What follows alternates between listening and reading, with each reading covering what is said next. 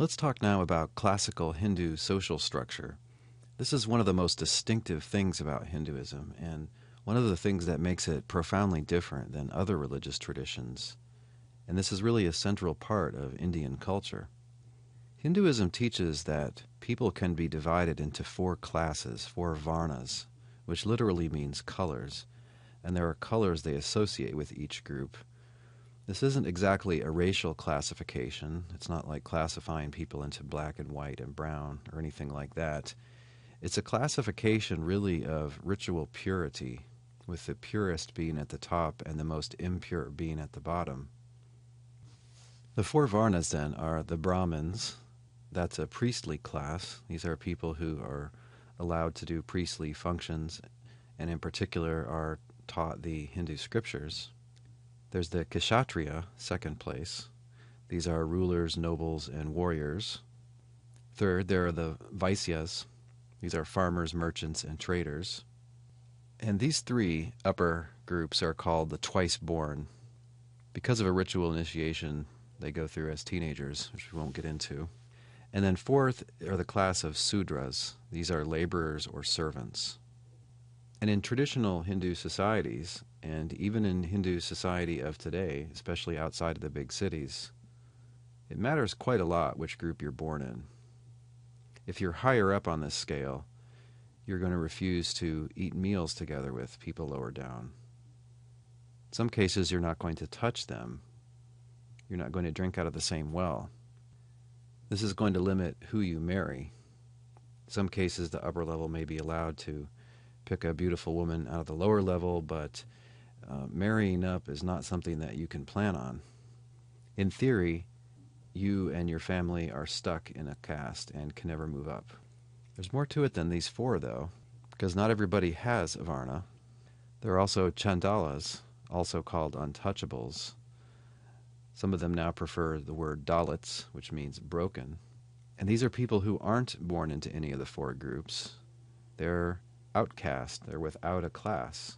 They don't have the rights and privileges even of those 4. So they're at the very bottom, you could say, of the social totem pole.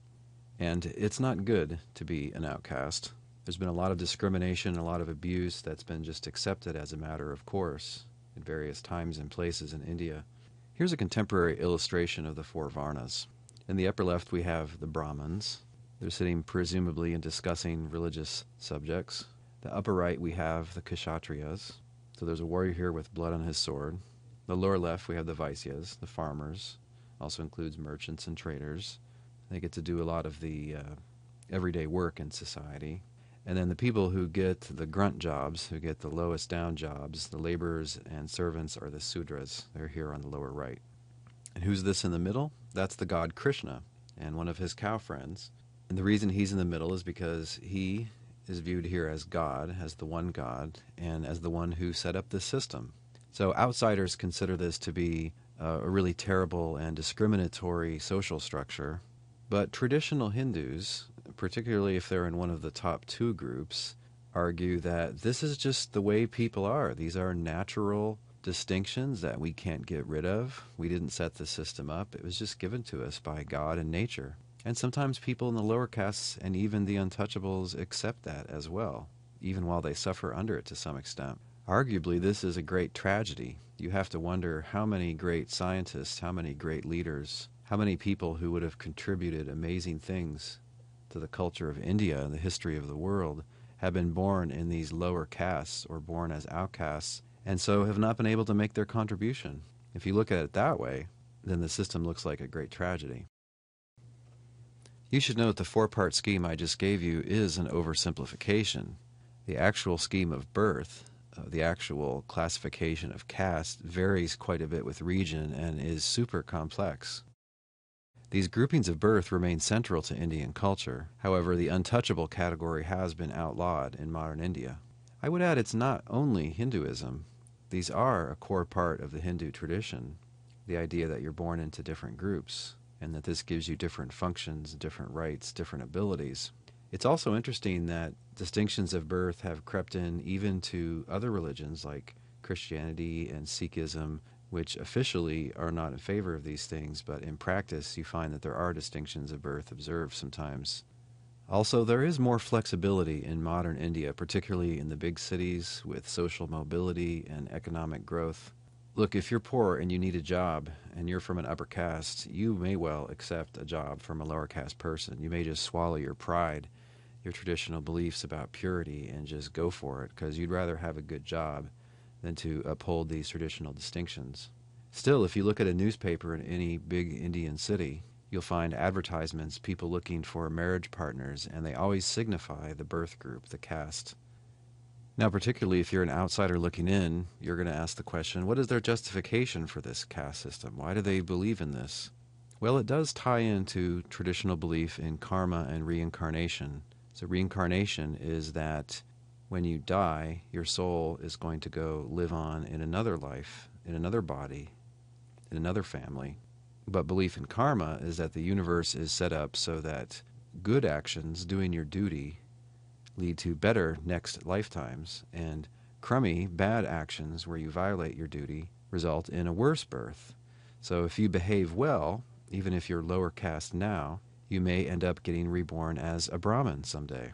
And if you're bad, you may go down the scale. You may end up being born as a Sudra or as an untouchable, or maybe even as an animal.